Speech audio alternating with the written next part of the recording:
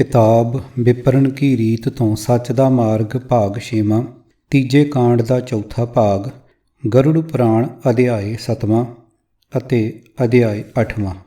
लेखक सरदार गुरबख्श सिंह काला अफगाना, आवाज़ गुरजंट सिंह रूपोवाली। वाहिगुरू जी का खालसा वाहिगुरू जी की फतेह।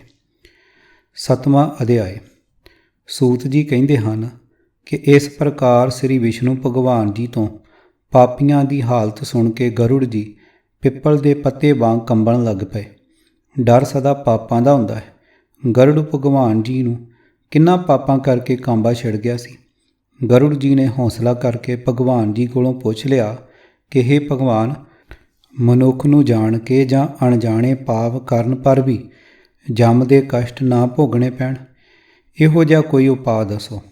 हे स्वामी, किस उपाय नाल मनुख उत्तम गति नूं प्राप्त हुंदा है। श्री भगवान जी कहण लगे, पापियां दी जो दशा तुसां सुनी है, ये केवल पुत्रहीणां दी हुंदी है। पुत्रां वालियां ते धर्मात्मा दी दुर्गति कदे नहीं हुंदी। पुत्र दी प्राप्ति वास्ते जरूरी यतन करना चाहिदा है।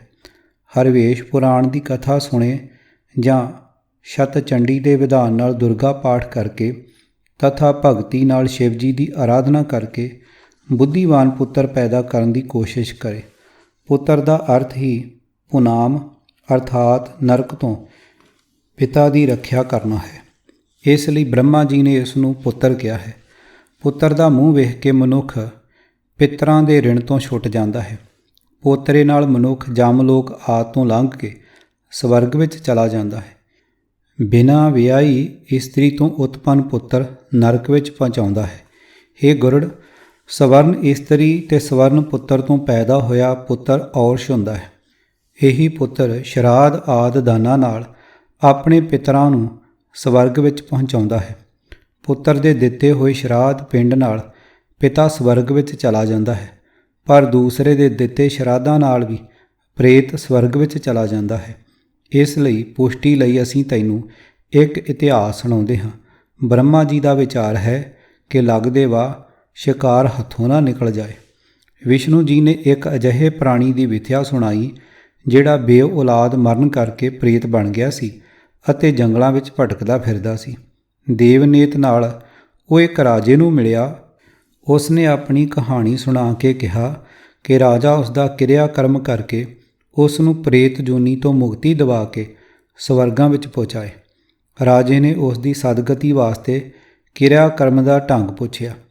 उस प्रेत ने राजे नूं जिहड़ा ढंग समझाया वो विष्णु जी की जबानी इस प्रकार है।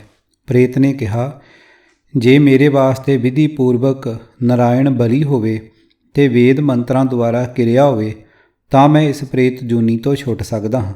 मैं सुनिया है कि वेद मंत्रां, तप, दान, सब प्राणियां ते दया, चंगे शास्त्रां दा सुनना, भगवान की संगत करन नाल प्रेत जूनी का कष्ट खत्म हो सकता है। पूजा की विधि मैं दसदा हाँ। ये राजन, धर्म की कमाई नाल इकट्ठा कीता 2 मासे सोना लैके उस नाल भगवान की मूर्ति बनाई जाए। फिर उसनूं पंचामृत सिमरतियां अनुसार दुध, दही, घ्यो, खंड ते शहद पंचामृत है, गंगा जल आदि नाल इशनान करा के 2 पीले रेशमी वस्त्रां विच रखिया जाए ते कई तरह के गहणे पा के उसनूं ਸਿੰਘਾਸਣ ते बिठाया जाए ते फिर उसकी पूजा की जाए। पूर्व विच श्रीधर, दक्षिण विच मधुसूदन, पश्चिम विच वामन, उत्तर विच गदाधर ते विचकार ब्रह्मा ते शिव जी नूं स्थापन करे। विधि पूर्वक सुगंधी फुल आदि नाल वखो वखरी सब की पूजा करे। इस तो बाद ब्राह्मणां नूं 13 पद देवे। फिर सेजा दान दे के घड़ा दान करे। घड़े का दान सब खोटे कर्मां नूं नाश करन वाला है, सब लोगों की दुर्गति नूं दूर करन वाला ते अति दुर्लभ है। चंगी तरह तपाए सोने का कलश बना के उस ते लोकापालां समेत ब्रह्मा, शिव ते भगवान विष्णु जी की मूर्ति स्थापित करे।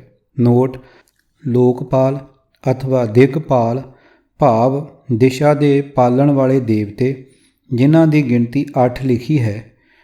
पूर्व का इंद्र, दक्षिण पूर्व का अगन, दक्षिण का यम, दक्षिण पश्चिम का सूरज, पश्चिम का वरुण, उत्तर पश्चिम का वायु, उत्तर का कुबेर, ਉੱਤਰ ਪੂਰਬ ਦਾ ਸੋਮ। ਇਹਨਾਂ 8 ਪਾਸ ਇੱਕ ਇੱਕ ਹਾਥੀ ਹੈ। ਪੁਰਾਣਾ ਅਨੁਸਾਰ ਹਾਥੀਆਂ ਦਾ ਵੇਰਵਾ ਇਸ ਤਰ੍ਹਾਂ ਹੈ। ਪੂਰਬ ਵਿੱਚ ਐਰਾਵਤ, ਪੂਰਬ ਦੱਖਣ ਕੋਣ ਵਿੱਚ ਪੁੰਡਰੀਕ, ਦੱਖਣ ਵਿੱਚ ਵਾਮਨ, ਦੱਖਣ ਪੱਛਮ ਵਿੱਚ ਕੁਮਦ, ਪੱਛਮ ਵਿੱਚ ਅੰਜਨ, ਪੱਛਮ ਉੱਤਰ ਵਿੱਚ ਪੁਸ਼ਪਦੰਤ, ਉੱਤਰ ਵਿੱਚ ਸਾਰਭੌਮ ਅਤੇ ਉੱਤਰ ਪੂਰਬ ਵਿੱਚ ਸੁਪਰਤੀਕ। ਇਹਨਾਂ 8 ਦੀਆਂ ਹਥਣੀਆਂ ਦੇ ਨਾਂ ਕਰਮਵਾਰ ਇਹ ਲਿਖੇ ਹਨ: ਅਬਰਮ, ਕਪਲਾ, ਪਿੰਗਲਾ, ਅਨੁਪਮਾ, ਅੰਜਨਵਤੀ, ਸ਼ੁਭਦੰਤੀ, ਅੰਜਨਾ ਅਤੇ ਤਾਮਰਕਰਣੀ। ਅਜਿਹੇ ਵੇਰਵੇ ਹੀ ਬ੍ਰਾਹਮਣੀ ਮਾਇਆ ਜਾਲ ਨੂੰ ਸੰਘਣਾ ਅਤੇ ਅਟੁੱਟ ਬਣਾਉਂਦੇ ਹਨ। ਪੂਜਾ ਅਤੇ ਦਾਨ ਕਰਨ ਵਾਸਤੇ ਇਹਨਾਂ ਸਾਰਿਆਂ ਦੀਆਂ ਮੂਰਤੀਆਂ ਵੀ ਗਰਮ ਸੋਨੇ ਨਾਲ ਹੀ ਬਣਾਈਆਂ ਜਾਣੀਆਂ ਹੁੰਦੀਆਂ ਹਨ। ਲੋਕਾਪਾਲਾਂ ਸਮੇਤ ਬ੍ਰਹਮਾ ਸ਼ਿਵ ਤੇ ਭਗਵਾਨ ਵਿਸ਼ਨੂੰ ਦੀ ਮੂਰਤੀ ਸਥਾਪਿਤ ਕਰੇ। ਵਿਧੀ ਪੂਰਵਕ ਫੁੱਲ, ਚੰਦਨ ਤੇ ਧੂਪ ਆਦਿ ਨਾਲ ਉਸ ਦੀ ਪੂਜਾ ਕਰਕੇ ਦੁੱਧ ਘਿਓ ਨਾਲ ਭਰੇ ਤੇ ਸੋਨੇ ਦੇ ਘੜੇ ਦਾ ਦਾਨ ਬ੍ਰਾਹਮਣ ਨੂੰ ਦੇਵੇ। ਇਹ ਘੜਾ ਦਾਨ ਸਭ ਦਾਨਾਂ ਤੋਂ ਵਧੇਰੇ ਮਹਾਪਾਤਕ ਭਾਵ ਪਾਪ ਗੁਨਾਹ ਨਾਸ਼ ਕਰਨ ਵਾਲਾ ਹੈ। ਇਸ ਲਈ ਹੇ ਰਾਜਨ, ਪ੍ਰੇਤ ਜੂਨ ਤੋਂ ਛੁਟਕਾਰਾ ਕਰਾਉਣ ਲਈ ਸ਼ਰਧਾ ਨਾਲ ਇਹ ਘੜਾ ਦਾਨ ਕਰੋ। ਰਾਜੇ ਨੇ ਘਰ ਜਾ ਕੇ ਪ੍ਰੇਤ ਦੇ ਦੱਸੇ ਅਨੁਸਾਰ ਘੜਾ ਦਾਨ ਕੀਤਾ ਤਾਂ ਪ੍ਰੇਤ ਮੁਕਤ ਹੋ ਕੇ ਸਵਰਗ ਨੂੰ ਚਲਾ ਗਿਆ। ਇਸ ਪੁੰਨਦਾਇਕ ਇਤਿਹਾਸ ਨੂੰ ਜਿਹੜਾ ਮਨੁੱਖ ਪੜ੍ਹੇਗਾ ਜਾਂ ਸੁਣੇਗਾ, ਉਸ ਨੇ ਚਾਹੇ ਕਿੰਨੇ ਵੀ ਭਿਅੰਕਰ ਪਾਪ ਕੀਤੇ ਹੋਣ, ਪ੍ਰੇਤ ਭਾਵ ਨੂੰ ਪ੍ਰਾਪਤ ਨਹੀਂ ਹੋਵੇਗਾ। ਗਰੁੜ ਪੁਰਾਣ ਸੰਖੇਪ 8ਵਾਂ ਅਧਿਆਇ। ਗਰੁੜ ਜੀ ਕਹਿਣ ਲੱਗੇ ਕਿ ਹੁਣ ਹੇ ਭਗਵਾਨ, ਆਪਣੇ ਮਾਤਾ ਪਿਤਾ ਦੇ ਮਰਨਪੁਰ ਪੁੱਤਰ ਨੂੰ ਕਿਸ ਤਰ੍ਹਾਂ ਦਾ ਕਿਰਿਆ ਕਰਮ ਕਰਨਾ ਚਾਹੀਦਾ ਹੈ। ਭਗਵਾਨ ਜੀ ਨੇ ਕਿਹਾ, ਹੇ ਗਰੁੜ, ਧਰਮਾਤਮ ਪੁਰਸ਼ ਨੂੰ ਚਾਹੀਦਾ ਹੈ ਕਿ ਜਦ ਮੌਤ ਦਾ ਸਮਾਂ ਨੇੜੇ ਸਮਝੇ ਤਾਂ ਜਾਣਕਾਰੀ ਵਿੱਚ ਕੀਤੇ ਗਏ ਜਾਂ ਅਣਜਾਣੇ ਕੀਤੇ ਗਏ ਪਾਪਾਂ ਦੇ ਪ੍ਰਾਸ਼ਚਿਤ ਦੀ ਚੇਸ਼ਟਾ ਕਰੇ। ਜਦੋਂ ਮਰਨ ਦਾ ਸਮਾਂ ਨੇੜੇ ਆ ਜਾਵੇ ਤਾਂ ਇਸ਼ਨਾਨ ਕਰਕੇ ਸਾਲਗ੍ਰਾਮ ਰੂਪੀ ਵਿਸ਼ਨੂੰ ਦੀ ਪੂਜਾ ਕਰੇ।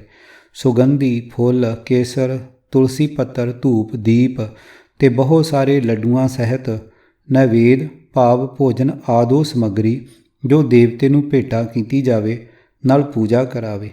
ਨੈਵੇਦ ਨਾਲ ਬ੍ਰਾਹਮਣਾਂ ਨੂੰ ਭੋਜਨ ਕਰਾ ਕੇ ਦਖਣਾ ਜਾਂ ਦਸ਼ਣਾ ਬ੍ਰਾਹਮਣਾਂ ਨੂੰ ਮਾਇਆ ਆਦਿ ਪਦਾਰਥਾਂ ਦੀ ਭੇਟਾ ਕਰਨਾ। ਦੇਵੇ ਤੇ ਭਗਵਾਨ ਦਾ ਅਸ਼ਟਾਚਾਰ ਮੰਤਰ ਓਮ ਨਮੋ ਨਾਰਾਇਣ, ਦਵਾਦਸ਼ ਮੰਤਰ ਓਮ ਨਮੋ ਭਗਵਤੇ ਵਾਸੁਦੇਵਾ ਦਾ ਜਾਪ ਕਰੇ। ਫਿਰ ਵਿਸ਼ਨੂੰ ਜੀ ਜਾਂ ਸ਼ਿਵ ਜੀ ਦੇ ਨਾਮ ਨੂੰ ਜਪੇ ਜਾਂ ਸੁਣੇ, ਕਿਉਂਕਿ ਭਗਵਾਨ ਦਾ ਨਾਮ ਸੁਣਨ ਨਾਲ ਪਾਪਾਂ ਦਾ ਨਾਸ਼ ਹੋ ਜਾਂਦਾ ਹੈ। ਮੱਛ, ਕੱਛ, ਵਰਾ, ਨਰਸਿੰਘ, ਵਾਮਨ, ਰਾਮਚੰਦਰ, ਕ੍ਰਿਸ਼ਨ, ਬੁੱਧ ਤੇ ਕਲਿਕ ਇਹਨਾਂ ਨਾਵਾਂ ਨੂੰ ਸਦਾ ਸੁਣੇ। ਜਿਸ ਦੀ ਬਾਣੀ ਵਿੱਚ ਭਗਵਾਨ ਕ੍ਰਿਸ਼ਨ ਦਾ ਮੰਗਲਮਈ ਨਾਮ ਰਹਿੰਦਾ ਹੈ, ਉਸ ਦੇ ਕਰੋੜਾਂ ਮਹਾਪਾਪ ਨਾਸ਼ ਹੋ ਜਾਂਦੇ ਹਨ। ਮਰਨ ਸਮੇਂ ਪੁੱਤਰ ਨੂੰ ਬੁਲਾਉਣ ਲਈ ਭਗਵਾਨ ਦਾ ਨਾਮ ਲੇਵੇ। ਅਜਾਮਲ ਵਰਗਾ ਪਾਪੀ ਵੀ ਬੈਕੁੰਠ ਨੂੰ ਚਲਾ ਗਿਆ ਤਾਂ ਜਿਹੜੇ ਮਨੁੱਖ ਸ਼ਰਧਾ ਨਾਲ ਭਗਵਾਨ ਦਾ ਨਾਮ ਲੈਂਦੇ ਹਨ, ਉਹਨਾਂ ਦੀ ਗਤੀ ਕਿਉਂ ਨਹੀਂ ਹੋਵੇਗੀ। ਜਿਵੇਂ ਬਿਨਾਂ ਇੱਛਾ ਦੇ ਥੋੜ੍ਹੀ ਜਿਹੀ ਲੱਗੀ ਹੋਈ ਅੱਗ ਸਰੀਰ ਨੂੰ ਸਾੜ ਦਿੰਦੀ ਹੈ, ਇਸੇ ਤਰ੍ਹਾਂ ਹਰੀ ਨਾਮ ਦਾ ਸਿਮਰਨ ਪਾਪੀਆਂ ਦੇ ਪਾਪਾਂ ਨੂੰ ਸਾੜ ਦਿੰਦਾ ਹੈ। ਧਰਮਰਾਜ ਜਮਦੂਤਾਂ ਨੂੰ ਕਹਿੰਦਾ ਹੈ ਕਿ ਨਾਸਤਕਾਂ ਨੂੰ ਇੱਥੇ ਲਿਆਇਆ ਕਰੋ, ਪਰ ਭਗਵਾਨ ਦਾ ਨਾਮ ਲੈਣ ਵਾਲੇ ਨੂੰ ਭੁੱਲ ਕੇ ਵੀ ਨਾ ਲਿਆਉਣਾ। ਹੇ ਪੰਛੀ ਰਾਜ ਗਰੁੜ, ਇਸ ਤਰ੍ਹਾਂ ਇਸ ਸੰਸਾਰ ਵਿੱਚ ਭਗਵਾਨ ਦਾ ਕੀਰਤਨ ਬੜੇ ਭਾਰੀ ਪਾਪਾਂ ਦਾ ਇੱਕ ਪ੍ਰਾਸ਼ਚਿਤ ਹੈ। ਭਗਵਾਨਾਂ ਦੇ ਨਾਮ ਸਿਮਰਨ ਦਾ ਉਪਦੇਸ਼ ਦੇ, ਫਿਰ ਬ੍ਰਾਹਮਣ ਨੂੰ ਦਾਨ ਦੇਣ ਦੇ ਕਈ ਢੰਗ ਅਤੇ ਅਜਿਹੇ ਦਾਨ ਨਾਲ ਕਈ ਤਰ੍ਹਾਂ ਦੇ ਭਿਅੰਕਰ ਪਾਪਾਂ ਦਾ ਨਾਸ਼ ਹੋ ਸਕਣ ਦੀ ਗੱਲ ਵੀ ਬਿੱਪਰ ਜੀ ਨੇ ਨਾਲ ਹੀ ਕਰ ਦਿੱਤੀ ਹੈ। ਭਗਵਾਨ ਜੀ ਫਰਮਾਨ ਕਰਦੇ ਹਨ, ਜਿਹੜਾ ਪੁਰਸ਼ ਅੰਤ ਸਮੇਂ ਬ੍ਰਾਹਮਣ ਨੂੰ ਗਊਦਾਨ ਕਰਦਾ ਹੈ, ਉਹ ਵੈਤਰਣੀ ਨਦੀ ਵਿੱਚ ਕਦੇ ਨਹੀਂ ਡਿੱਗਦਾ।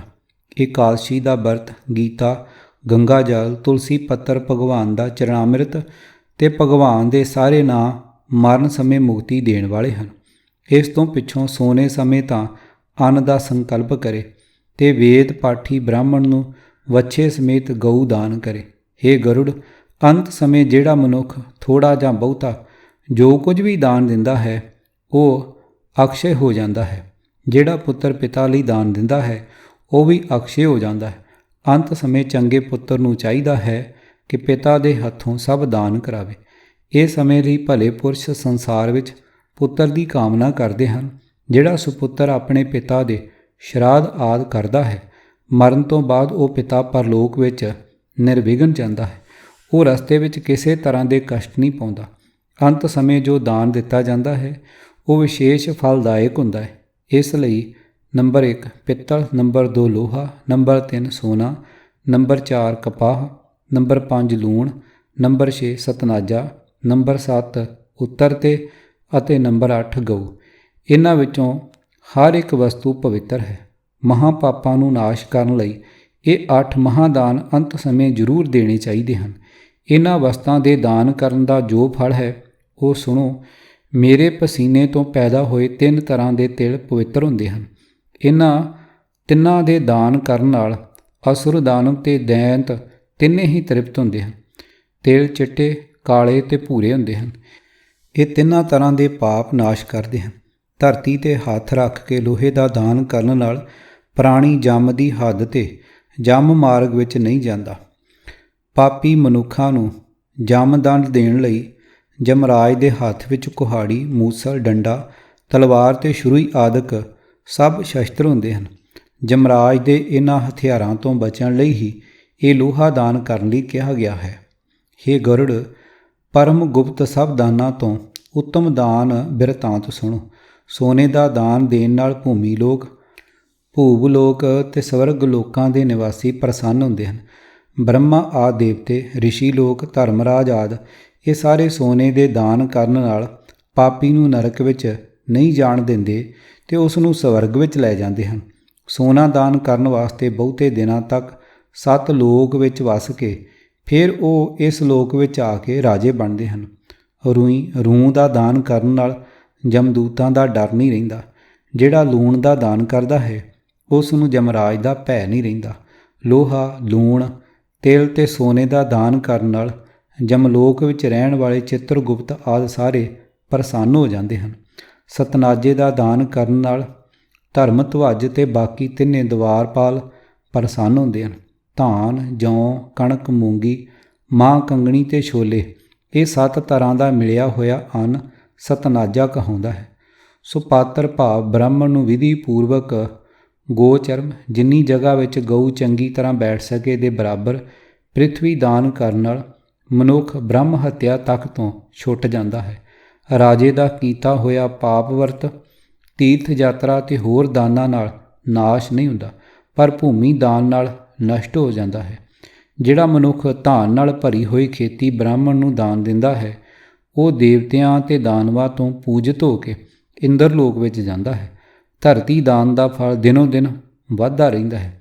ਜੋ ਰਾਜਾ ਹੋ ਕੇ ਬ੍ਰਾਹਮਣਾਂ ਨੂੰ ਪ੍ਰਿਥਵੀ ਦਾਨ ਨਹੀਂ ਕਰਦਾ ਉਸ ਨੂੰ ਦੂਸਰੇ ਜਨਮ ਵਿੱਚ ਰਹਿਣ ਨੂੰ ਕੁਟੀਆ ਵੀ ਨਹੀਂ ਮਿਲਦੀ ਅਤੇ ਜਦੋਂ ਤੱਕ ਸ਼ੇਸ਼ਨਾਗ ਪ੍ਰਿਥਵੀ ਨੂੰ ਧਾਰਨ ਕਰਦਾ ਹੈ ਉਨਾ ਚਿਰ ਤੱਕ ਉਹ ਰਾਜਾ ਨਰਕ ਵਿੱਚ ਰਹਿੰਦਾ ਹੈ।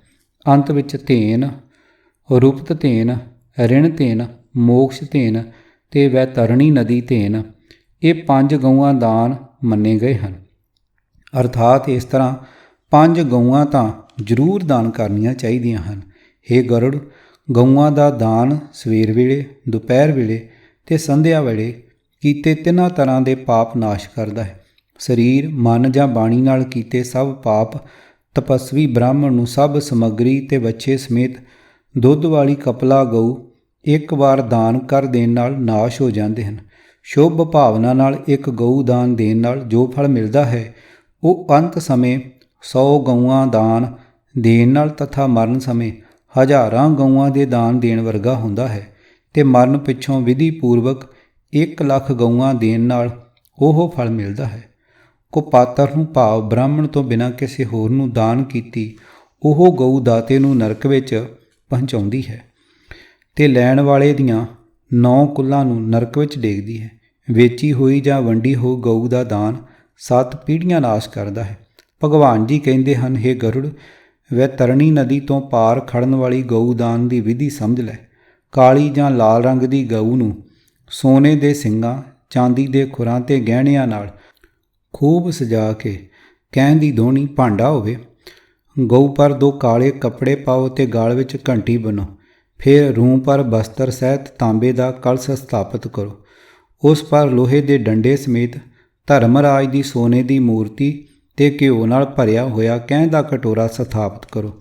ईख की बेड़ी बना के उस पर रेशम का धागा लपेट दिओ ते पुट्टे हुए टोए विच पानी भर के उस विच बेड़ी छड्ड दिओ। ब्राह्मण नूं गहणियां समेत कपड़े दिओ अते विधि पूर्वक उस ब्राह्मण की पूजा करो। हत्थ नाल गऊ की पूछ फड़ के पैर नूं बेड़ी विच रख के ब्राह्मण नूं सामने खड़ा करके ये मंत्र पढ़ो। हे जगन्नाथ शरणागत वत्सल भगवान, संसार रूपी सागर विच डुੱਬੇ होए ते शोक संताप नाल दुखी मनुखां दे तुसीं ही रखियक हो। विष्णु रूप ब्राह्मण विच हे उत्तम पृथ्वी देवता, दक्षिणा समेत मैं तुहानूं वैतरणी गऊ दान दित्ती है आदि। हे गरुड़, गऊ का दान करन नाल महामार्ग विच ਉਹ नदी नहीं आउंदी, इस लई सदा पुन समय गऊ दान करो। गंगा आदि सब तीर्थां विच ब्राह्मण इस्त्रियां विच सूरज ते चंद्रमा के ग्रहण के अवसर पर संगरांद ते मस्या के दिन दक्षिण उत्तर आईना भाव सूरज की गति के हिसाब विच मेघ तुला मकर ते करक दीआं संगरांदां विच अथवा सब उत्तम समयां विच गऊ दान करना चाहिदा है, क्योंकि दौलत सदा स्थिर नहीं रहिंदी ते शरीर सदा कायम नहीं रहिंदा। मौत सदा नेड़े ही रहिंदी है अते कीता होया दान सदा अनंत हुंदा है। इस तरह अपनी कल्याण लई इन्हां शुभ समयां विच जदों भी विद्वान जां सुपरातर ब्राह्मण मिल जाए दान दिंदे रहना चाहिदा है। धन तां घर विच पिया रह जांदा है ते भाई बंद सब मसाणा विचों मोड़ आउंदे हन। केवल दान पुन धर्म के कर्म ही नाल जांदे हन।